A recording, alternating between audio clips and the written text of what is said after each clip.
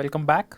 This is Fundamentals of Micro and Nano Fabrication. I am Sushovan Avasthi from ISC Bangalore, and today we will have the final lecture on metallization, which is in the continuing series on additive processing, and we are discussing physical vapor deposition. So, let us get started. So, till now we have looked at various ways in which physical vapor deposition is done. Specifically, we looked at evaporation, sputtering, in much lesser detail, pulse laser deposition. Now, what we are now discussing is how the deposition of metal affects the properties of the devices.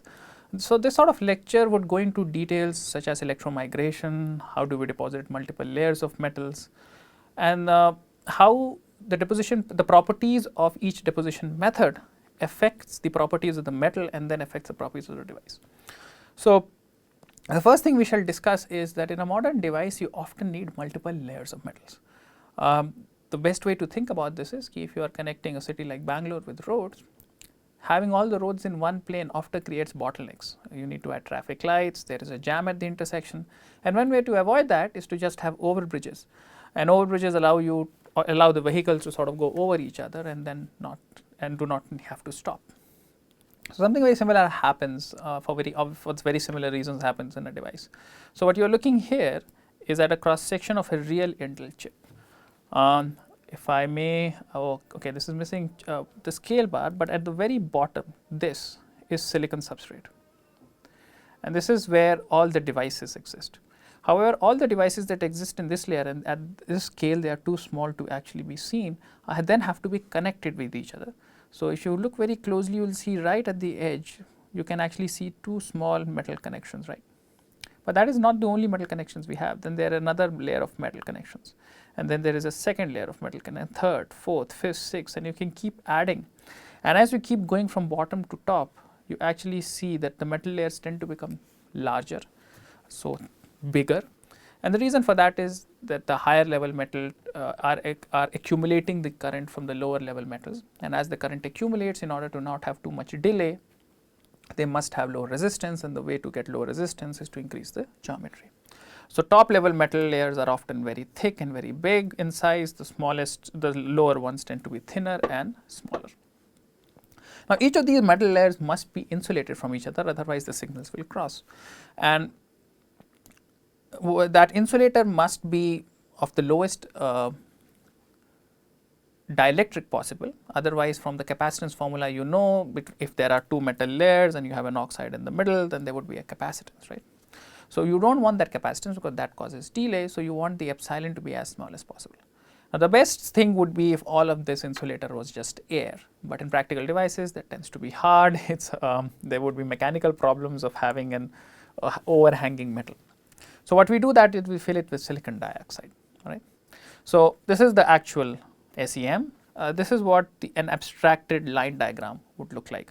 So, what you have is you have silicon, all right. This is where the device occurs. So, I am not showing a device. Then you have some layer, typically a silicide, which actually makes the contact with the metal. This allows lower contact resistance. We shall discuss what that means in the next few slides. Then you have this black thing which is touching the silicon titanium silicide. So, this black is also a metal. Typically, it tends to be a deep fill. It is called a via, VIA, and we will discuss what those vias are. And then this via connects you to the first layer of metal, which is M1. And then if you want to make a connection between the first layer of metal and the second layer of metal, you again need a via. And similarly, between level 2 and 3, you again have a via, etc., etc. As you go up and more, the dimensions increases and the thickness between the metal layers also increases. Okay. Now, we have discussed enough about metal. One comment about the silicon dioxide. So, we have discussed several ways in which we deposit silicon dioxide. Now, the native oxide growth, which we discussed first, gives you very high quality silicon oxide, but it requires silicon. So, it should be obvious to you, because it requires silicon, these top layers of silicon oxide cannot be native oxides, right, because they do not have access to the silicon. Maybe the bottommost layer can be, but no more. So, it must be a deposited oxide. But there is one more additional consideration. You see, all of this silicon dioxide is being deposited on top of these metal layers, And if there's one thing we have learnt in the diffusion lecture is that metals diffuse very fast. So once you have deposited a metal, you can never take the wafer to high temperatures, which means all these deposited silicon dioxides must also be deposited at lower temperatures, low enough so that the metal does not diffuse. So all of these silicon dioxide tend to be low temperature deposited oxides, and low temperature deposited oxides tends to have poorer properties, and that is something we have to deal with. And the last point is that this is what so we discussed the term back of the end processing, but we did not go into detail of what that means. This is back of the end processing. All these silicon dioxide depositions would be considered back end because they are being done with metal on it, which means you cannot do a lot of the RCA cleans that we have discussed. So you have to do a lot the more gentler cleans that allow metal to be used. You cannot use clean furnaces to these steps. You must dedicate separate equipment that are metal contaminated. And you must find processes that are low enough temperatures that these metals do not diffuse from this contacts through the vias, through the silicon dioxide into the silicon. So metal cannot move from here to here. All right. So that would be my discussion of metal layers. Moving on. Now let's discuss a little bit about the metal silicon interface in the first place. So ideally speaking, metal silicon interfaces are Schottky barriers. Metals are very good conductors. Semiconductors are reasonable conductors, but the interface can actually be a worse conductor than both metal or semiconductor alone. And the reason for that is that at the interface you can actually have a built-in field which actively counters any flow of electrons. How bad that field is given by this value phi b. Larger the barrier, smaller the current. So if you are using the metal as a contact, you ideally want to have as low a barrier as possible, so you can push as high a current without any without a penalty in ohmic losses, right? Because ohmic losses are just losses, they would lead to heating, and they would also require you to put more voltage than needed. Now, for a lot of devices which like to make a diode, they shoot for larger barriers, but for contacts, and that is the application we are discussing today, you want this phi b to be as small as possible. Now this phi b depends upon the metal work function and the silicon work function. In general, the less difference between the two work functions, the smaller the barrier. Now one way what actually happens in practical devices is the barrier becomes very small.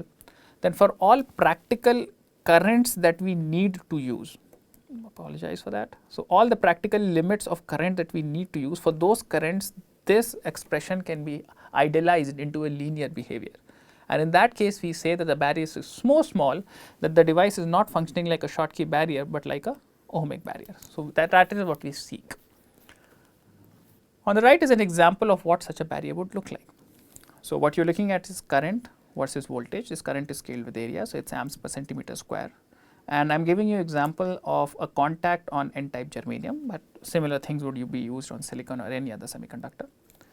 And you have a case for a metal semiconductor junction which has a large phi b, so that is this open circle, and small bi, which are filled circles and filled squares. So you can see that with a large barrier what you actually get is a diode characteristic. So you push current in the forward bias, but you do not push any current in the reverse bias. Now this is a problem, because supposing you want to push an AC signal which has both forward and negative voltages, positive and negative voltages, if you have a diode at the interface, then that would be rectified, and that is bad. You ideally want this ohmic sort of behavior where it's both the same amount of resistance on both the negative side as well as on the positive side, so you have a linear looking curve. So the linear looking curve can only be achieved for small barrier heights. Now one easy way to achieve this is to change the metal work function. So in this case, for example, it's between zirconium and aluminum, but so zirconium and aluminum themselves have slight amount of difference. So if you look at these open circles, the blue one, if I am not wrong, is aluminum, the red one is zirconium. So both of them are Schottky like, both of them do not allow current to pass through in the negative bias, but aluminum passes a little bit more current than zirconium. So this is just the difference in work functions. But you get a larger difference if you actually do something called passivation. It's a word that we don't have to get into detail, but some sort of interface some sort of interface engineering that allows you to actually lower the barrier despite these materials having very different work functions. A most common way of doing that is to actually dope the silicon at the interface. So, the simplest metal junction would be metal deposited on silicon, but that is not what is commonly done when the goal is to make a good contact. What is typically done is you take silicon and you grow a very highly doped layer of silicon. So, if this is n-type silicon, this highly doped layer must also be n-type silicon. So, n++ silicon and then the metal layer. And what this allows you to do is it allows you to tune the band gap, the work function of silicon. So, that is one. The second thing, it ensures that the barrier, any barrier between metal and semiconductor is so narrow that carriers can effectively tunnel through it. And that allows you to effectively have a small barrier, right. So, this is a common trick to actually get ohmic contacts even when the work functions do not agree, work function between the silicon and the metal do not agree. So, these and a few other tricks are what people use to make good contacts. Here is an example of what you can actually achieve. So, this is some published data on n-type silicon and p-type silicon. A few things to note. First thing, we are plotting specific contact resistivity on the y-axis. Please look at the units. This is in ohms centimeter square. Think about why the units are like this, and the simple reason is, in any device, the larger the area of the contact, the lesser the resistance, right? Because the resistance scales inversely with area. So, whenever you talk of contact resistance, you have to talk about a scaled number, and that scaled number is specific contact resistivity, which has units of 1 centimeter square, right. So, you want to calculate resistance from it, you have to divide it by area and you would get ohms. So, if you plot the specific contact resistance, the first thing we notice that is always a function of doping, right. For lower doped films, the specific contact resistance is high, and for higher doped film, the specific contact resistance is low. And this is exactly what we discussed in the previous slide. If you can grow a highly doped layer at this interface, your specific contact resistance would be low. The second thing we notice is the specific contact resistance changes with what is the barrier height, right. So, for any barrier height, high doping is better, but if you cannot do high doping, if for some reason you cannot create a high doped region, then you must play with your barrier heights, and the lower the barrier height, the lower the contact resistance. This specific case is for two contact metals, one is tungsten, one is platinum silicide. How do we make platinum silicide? We shall discuss a little later. Similar sort of effects are seen on p-type silicon, where once again specific contact resistance is a function of doping. In general, higher doping is always better, higher the doping, lower the specific contact resistance, but specific contact resistance also depends upon the barrier. Lower the barrier, lower the specific contact resistance. Now, what is a silicide? So, several metals tend to alloy with silicon. So, if you for example put platinum on top of silicon and heat it at some given temperature, then platinum and silicon would form an alloy, and that platinum silicon alloy is called silicide. Typically, it requires some high temperature. It really depends upon the metal, but the range is typically 400 to 900 degrees C. This can form even with noble metals, because this is not a chemical process, it is an alloying process, just like copper and gold form an alloy, or copper and silver form an alloy. That is the different carats of silver, gold, right. Similarly, gold and silicon can form an alloy, or platinum and silicon can form an alloy. Whether a metal and silicon will form an alloy is actually given by the phase diagram. So, if you remember I think the second or the third lecture where we discussed phase diagrams in very small detail, those are the types of graphs you need to see to evaluate whether metal will form a silicide or not. Okay. And what percentage, what is the stable percentage of, so how many percent of gold and how many percent of silicon, again is this solid solubility, and that again is given by the phase diagram. Now, the reason silicides are interesting is that several silicides are conducting, very conducting rather, right.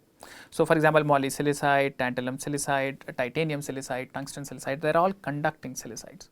So, formation of this alloy is very beneficial because it allows you to overcome some of the challenges you have with regarding to barrier height and other problems.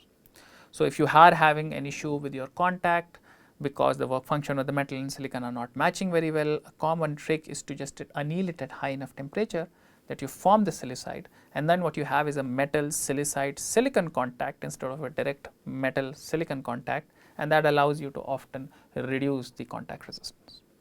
Okay. So, this is another trick people often use to actually get ohmic contacts on silicon. If the silicide has a very different work function, then it can also be used to form Schottky contacts. So, those are the cases where you do not want to make a contact, but actually want to make a diode. And in those some cases, silicide is a more reliable way to form a Schottky contact.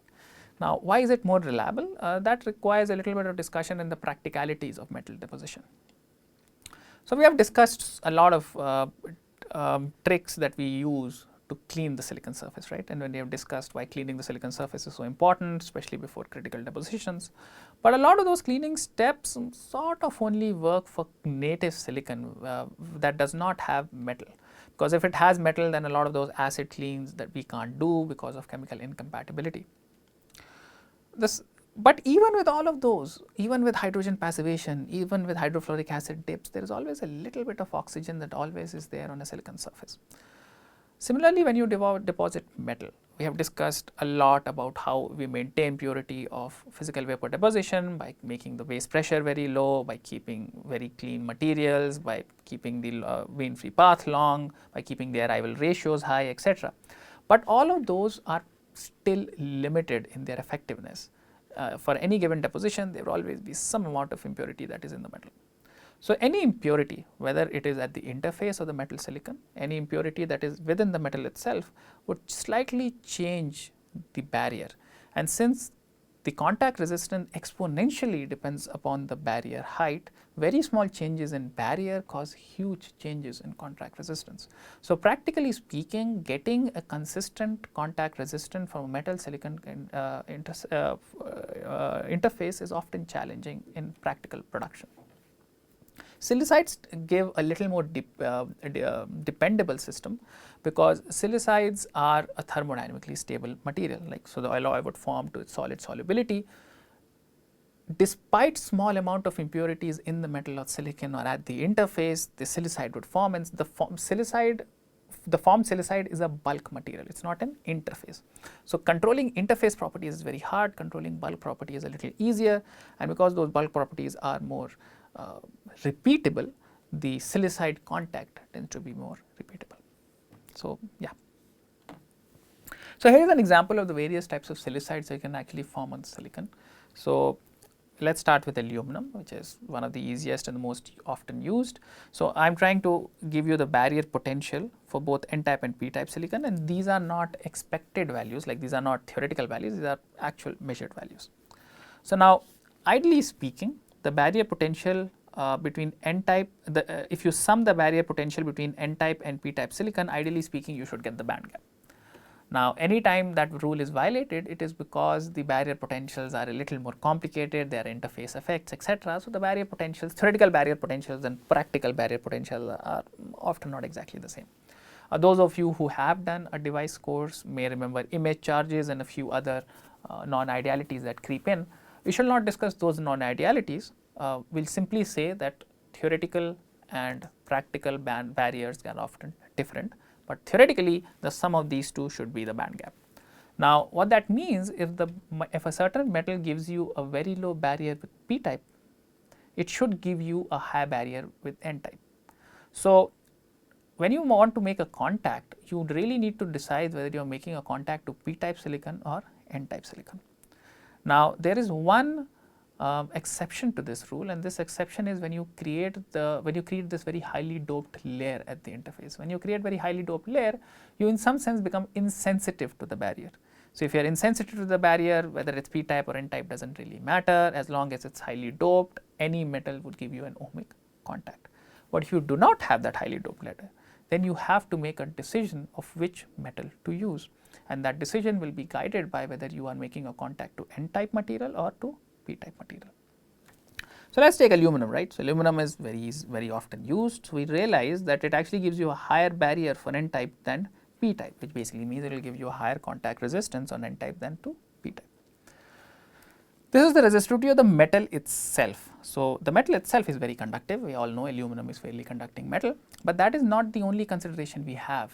Often the resistance or the resistance of the whole system is not decided by the resistivity of the metal, but the specific contact resistance. Aluminum and silicon start reacting with each other, or rather alloying with each other. Reaction is maybe a little bad word, at around 250 degrees C. So, it does not take too high a temperature. Remember, aluminum melts at around 600, 630 degrees. So, 250 for aluminum is a relatively high temperature. And so, the other flip side is that aluminum silicon interfaces are only stable up to 250. If you are depositing aluminum on silicon, do not heat your wafer after the deposition to more than 250 C, or you will see a change at the interface. Right? If you can live with that change, good enough. If you can't live with that change, then it might be a little challenging. So, this also the reaction, the temperature at which the reaction between a silicon and a metal occurs also tells you what is the maximum temperature that interface will be stable up to. Another very common material that is used is tungsten. Now, you may remember tungsten was a refractive metal, a high temperature metal that we used as a boat or as a crucible in evaporation. So, it has a very high temperature. Interestingly, it gives you a barrier for both n-type and p silicon, but not very large barriers. 0.45 is a relatively small one for p-type silicon. Resistivity is much higher than aluminum. Tungsten is not that conductive, but if you are using tungsten only in vias, then the actual length of the contact is so small that the higher resistivity is something we can live with. The reaction between tungsten and silicon to form a silicide happens at 600-700 degrees C, partly because tungsten is a high melting point material, it sort of diffuses less, etc., etc. So, it means that you can actually make stable tungsten silicon junctions up to 600 C. Tungsten is often used for military hardened or space hardened devices for this reason. It's stable up to much higher temperature. Okay. Once you do form tungsten silicide, the tungsten silicide itself would have certain properties. So, the tungsten silicide, it turns out, has very similar properties to tungsten, and that is one of its great advantages, right. So, the barrier heights are essentially the same, resistivity is a little higher, but still on the same order of magnitude, and it is stable up to 1000 C, right. So, once you form the tungsten silicide, that tungsten silicide's interface would actually be stable up to 1000 degrees C, which is fairly high. The disadvantage here, of course, is this formation temperature. If you cannot tolerate these high temperatures because you have other metals that may start diffusing into the system, you cannot use tungsten. So, you start looking at other metals that form silicide at a slightly lower temperature, maybe not as low as aluminum, but maybe not as high as tungsten. So, common ones that people look at is nickel.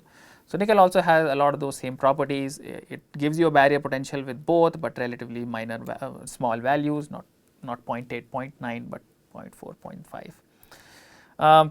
Ideally, you start seeing ohmic characteristics for up to an amp of current at barriers of 0.3 or so. So, a barrier of 0.3 is, for all practical purposes, a pretty good barrier, a pretty low barrier.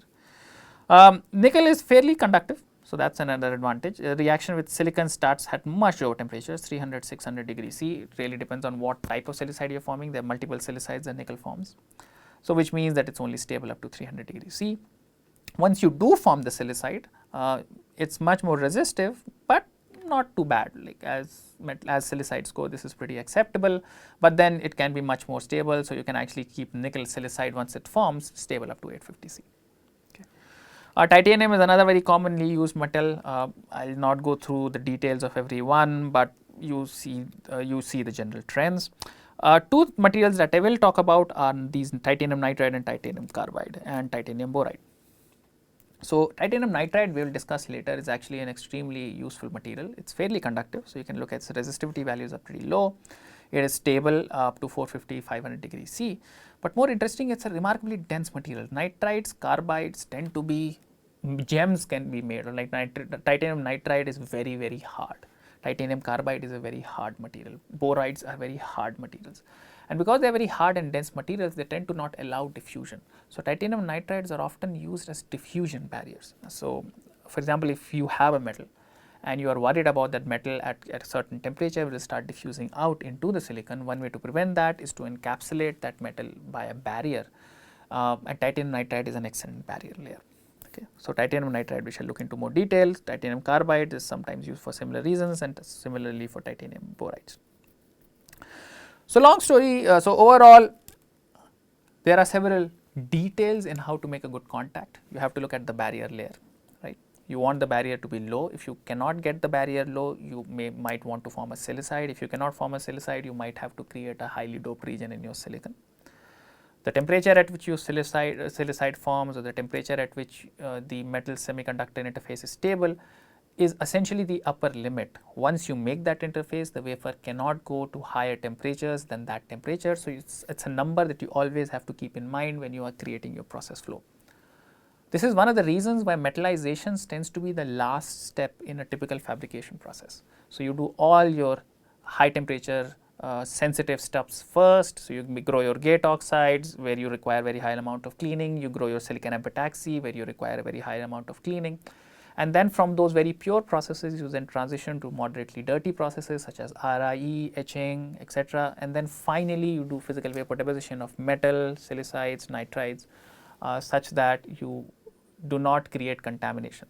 So, this is one of the things we discussed very early on when we discussed that how do we control contamination. And we control contamination by starting with a level 1 process which is pure and end at level 4 process which is contaminated with metal. So, yeah, so there is front of the line processing, there is back of the line processing.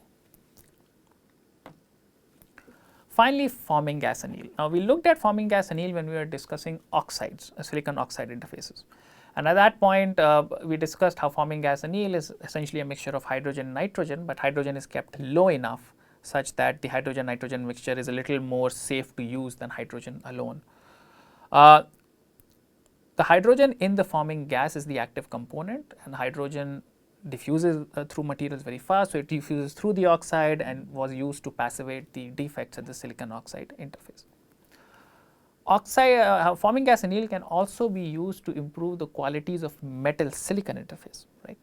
So, once again the forming gas is typically, the treatment is done typically at 400, 450 C, not higher. At any higher temperature, the hydrogen tends to desorb, not adsorb, and also at high temperatures, again, since the metal is involved, you take to high temperatures, the metal starts diffusing, starts forming silicide, things start changing. So, for back of the line processing, you want the temperatures to be low, and that is why you want to make sure that the temperature of the forming gas process is low. But of course, at these temperatures, if you have aluminum, then aluminum silicon starts forming silicide. But more interestingly, the hydrogen diffuses, right? It's the hydrogen diffuses, and it's a reducing agent. So, if you have any amount of oxide at the interface, which is preventing you from making a good contact between your metal and silicon, some of that oxygen might be removed because of the hydrogen. It might also passivate some of your defects that you are forming, because again silicon hydrogen bonds are extremely stable and extremely strong, and any defect at the interface can sometimes be compensated with the hydrogen in the forming gas.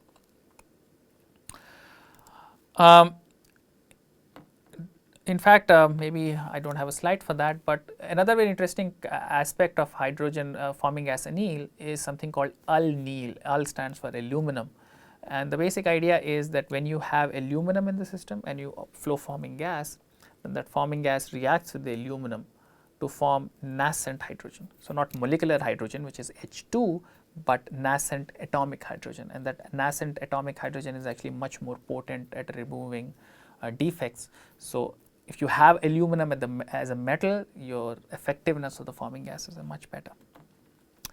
One discussion on aluminum silicon interface, simply because so many people use aluminum silicon interfaces. So, if you look at the silicon solubility in aluminum, so till now when we looked at diffusion, we looked at the solubility of the metal or a dopant or an impurity into silicon, right. So, if you want to analyze how much aluminum diffuses into silicon, what you would look at is what is the solubility of aluminum in silicon. However, you must also remember diffusion is a two-part process, two-way street, right. Aluminum diffuses into silicon, but silicon might also diffuse into aluminum. After all, there is a gradient there too, right. So, we must also look at what is the solubility of silicon in aluminum, because that will tell you what is the rate at which the silicon will go into aluminum, not necessarily aluminum into silicon.